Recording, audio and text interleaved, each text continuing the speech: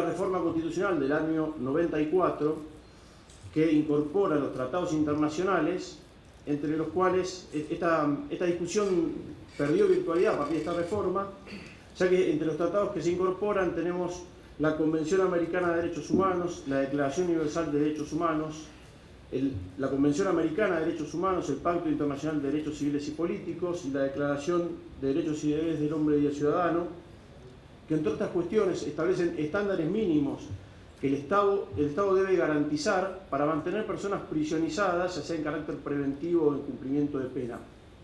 Y establece además los principios que se deben respetar. Se debe respetar el principio de legalidad, razonabilidad, culpabilidad, igualdad, el derecho de defensa, y además establece cuál es la finalidad, que tiene que ser una adecuada inserción social, en base a un tratamiento que debe ser programado, progresivo, individualizado y sujeto al control judicial. Cuando estos estándares mínimos no se respetan, encontramos al habeas corpus correctivo como la herramienta adecuada para tratar de restituir estos derechos. Pero puede ocurrir que estos derechos individuales afectados afecten a una pluralidad de sujetos pasivos, es decir, que haya muchas personas que vean afectados sus derechos individuales. Y en este caso tenemos el habeas corpus colectivo como la herramienta idónea. Particularmente en el caso de la unidad 33, voy a tratar de resumirlo para no extenderme mucho. El día 25 de noviembre del año pasado concurrí a la unidad 33 a fin de entrevistar a una persona que estaba detenida a disposición del juzgado. Era una persona que necesitaba atención médica y no la recibía, pero tampoco quería venir en comparendo. Por lo tanto, me parecía importante conocer su situación y la verdad que aprovechaba la visita para recorrer la unidad, teniendo en cuenta algunas inquietudes que ya tenía de antemano. Al llegar, me comentan que había 54 niños que estaban privados de su libertad con sus mamás y 22 mujeres embarazadas. Acá tienen discriminadas las edades de los niños, pero como pueden ver ustedes, eran de 0 a 4 años.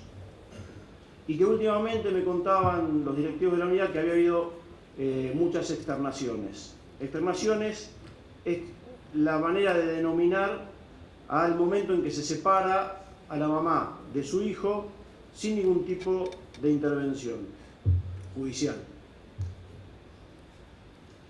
Cuando comencé la recorrida me dirigí al sector de sanidad, que era un sector de escasas dimensiones, era un habitáculo que no tenía iluminación ni ventilación natural ni artificial, no tenía materiales básicos de atención sanitaria pediátrica, solamente tenía una camilla grande que estaba rota, no había nebulizadores, no había medicación suficiente. El pediatra afortunadamente estaba presente en ese momento. El pediatra me decía que la medicación, a medida que le iban recibiendo, la distribuían entre las mamás a requerimiento, pero posteriormente las mamás entrevistadas, recorrí los 5 pabellones, hay 5 pabellones destinados a mamás con sus hijos. Todas las mamás refirieron que la medicación era escasa y que frecuentemente estaba vencida, y todas, absolutamente todas, habían referido que sus hijos habían padecido problemas bronquiales en épocas invernales que se manifestaban como broncoespasmos, y además no tenían en ese momento nebulizadores en la unidad, y en casos extremos los podían tratar con aerocámaras, que sí les eran provistas, y que si eran casos de emergencia tenían que recurrir a 2 tubos de oxígeno que estaban en el sector de sanidad y que eran comunes a la población adulta y a los niños. Esto que en principio parecería tener algún tipo de control de la situación de emergencia, piensen ustedes que los broncoespasmos, para aquellos que tienen niños chiquitos o que hemos tenido hace poco en los niños chiquitos, sabemos que los broncoespasmos se manifiestan fundamentalmente durante la noche, en momentos donde permanecen cerrados los pabellones. Por lo tanto, debían tener que esperar que el personal penitenciario viniera a poder abrir los pabellones, trasladarlos hasta sanidad, que en sanidad existiera el médico, que estuviera el médico presente, que por lo general no está, y que pudieran efectuar esta intervención a través de los tubos de oxígeno. Todas las madres, la verdad que hablaban maravillas de los pediatras y estaban muy satisfechas con el tratamiento que recibían, pero se quejaban mucho de la atención que tenían las mamás y el resto de las internas. Cuando comencé la recorrida de los pabellones, notaba que en cada uno de los pabellones había varios gatos y la presencia de los gatos era justificada por las internas y por el personal penitenciario para ahuyentar a las ratas, que eran realmente increíble la cantidad de ratas que había en los pabellones. No estaban dentro de los pabellones, pero sí uno cuando salía al patio observaba cuevas de grandes dimensiones que podía caber el pie de una persona adulta en las cuevas. Y esto era debido a que en la zona lindante con la unidad 33 había un basural comunitario que pude observar cuando me retiré de la unidad, y la altura del basural era casi la altura del muro perimetral. Y esto dificultaba los procesos de desratización que se venían haciendo. Las celdas, cada una constaba de una tarima que hacía las veces de camastro. Tenían además una mesa de material y 2 cilindros de material que eran los asientos, y además tenían una pileta de material con un cilindro de material que era el inodoro. Todo esto dentro del mismo habitáculo, donde además había una cunita. Muchas veces las cunas habían sido desarmadas para ampliar un poco el camastro, y ahí dormía la mamá con sus hijos. El problema que podíamos ver acá, imaginen ustedes, los que tengan hijos pequeños, a sus hijos viviendo dentro de un baño, ¿sí? Tenían el inodoro con el peligro no solamente de contagio de infecciones, más allá de la higiene que se pudiera mantener de este sector, sino también del peligro de ingreso de roedores a las celdas a través de los conductos de los sanitarios. En el sector de cocina la situación no era mucho más alentadora que esta. También había 2 cámaras frigoríficas, una no funcionaba, había muy pocos alimentos frescos. Sí había alimentos secos, sí había leche en polvo, pero respecto de los niños tenían muy poca alimentación que les pudieran brindar, y fundamentalmente no recibían frutas ni postres para los niños. Me entrevisté también con el Consejo Asistido. El Consejo Asistido es un grupo formado por trabajadoras sociales, por psicólogos y psicopedagogos que trabajan en la unidad acerca de la problemática de los niños que están allí con sus mamás, y me contaban de los problemas que ellas observaban, y fundamentalmente de los problemas ante las futuras externaciones. Y particularmente hacían referencia a un caso, el caso de Mía. Era una chiquita que vivía con su mamá. Mía tenía síndrome de Angelman. Yo hasta ese momento no sabía ni que existía, no sabía de qué se trataba. Es una enfermedad que produce una distrofia muscular que se manifiesta con rasgos en la cara, pero además tiene un retraso madurativo, y que había tenido avances muy significativos gracias al acompañamiento de su mamá. Pero la preocupación del Consejo Asistido era que esta chiquita, estábamos en noviembre, en marzo cumplía 4 años y que iba a ser externada, pero además no tenían familiares en el exterior. No tenían contacto con ningún familiar en el exterior, ya que durante todo el proceso de encierro carcelario no habían recibido visitas.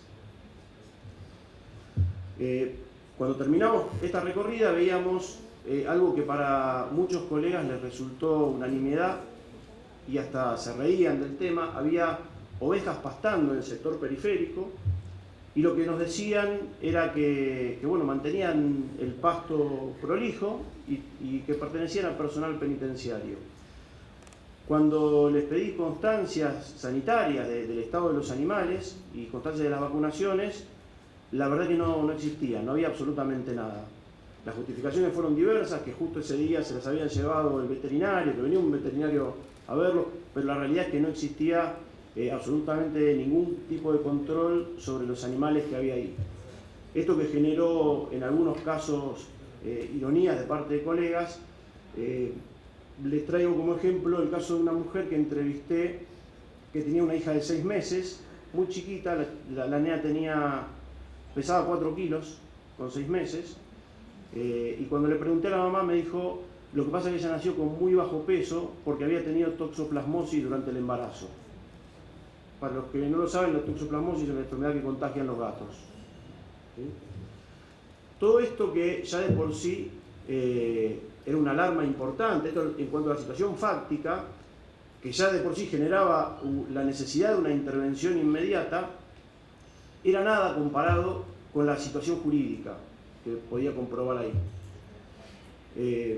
Cuando estaba finalizando la visita, me hablaron que estaba funcionando y tuve oportunidad de participar de la mesa de diálogo dentro del programa estratégico de restitución de los derechos del niño, donde había representantes de la Subsecretaría de Derechos Humanos de la Corte, de la Defensoría de Casación, de Presidencia del Tribunal de Casación, de la Procuración, de distintos ministerios, del Registro Único de Detenidos y del ANSES. Y todos hicieron referencia a la falta de respuesta institucional judicial. Lo que quiero dejar en claro es que no me dijeron una falta de respuesta afirmativa o falta de respuesta favorable. Directamente dijeron falta de respuesta. ¿Sí? Nosotros solemos caer sobre el servicio penitenciario y sus responsabilidades, y todo esto que les venía contando es indudablemente una responsabilidad del órgano administrativo.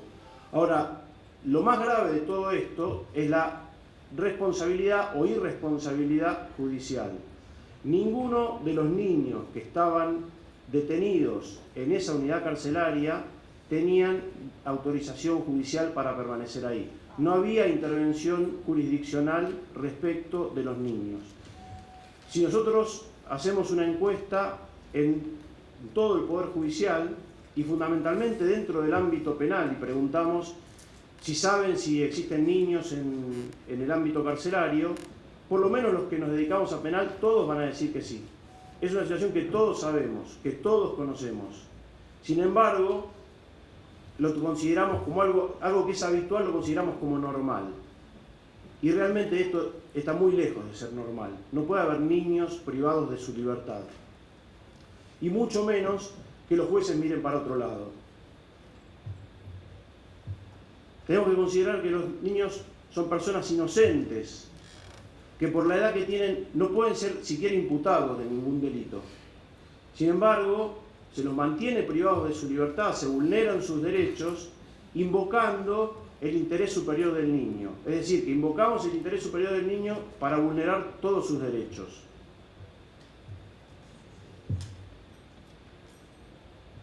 La realidad es que de este modo afectamos no solamente los derechos del niño, sino también los derechos de las personas por nacer, a través de las mamás embarazadas que también permanecen privadas de su libertad y que ven sus derechos vulnerados, y afectamos de esta manera el principio de intrascendencia de la pena, es decir, la pena trasciende a los hijos de la persona que está privada de su libertad, en algunos casos ni siquiera que se encuentra condenada.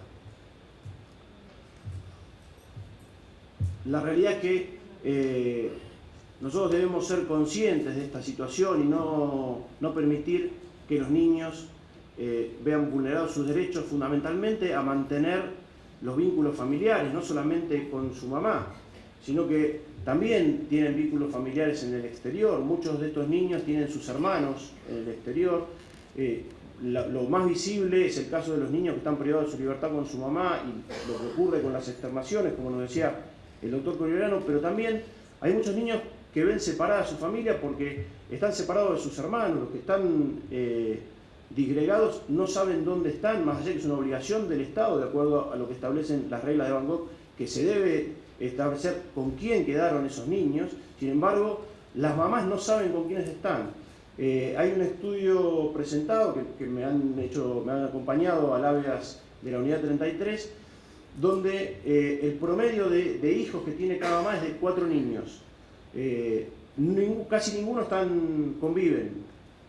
No conviven con ella, pero tampoco conviven entre ellos. Nos ha tocado en oportunidades donde hemos resuelto el arresto domiciliario que se ha reencontrado la familia. Los niños se han vuelto a ver después de 2 o 3 años entre ellos. Entonces no podemos perder de vista esto, que es de una gravedad tremenda.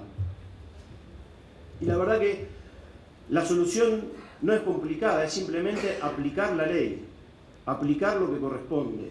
El interés superior del niño establece la ley 13298, que es la Ley de Promoción y Protección de Derechos del Niño, establece en el artículo 4 que se debe entender por interés superior del niño la máxima satisfacción integral y simultánea de sus derechos en un marco de libertad, respeto y dignidad, para lograr el desenvolvimiento de sus potencialidades y el despliegue integral y armónico de su personalidad.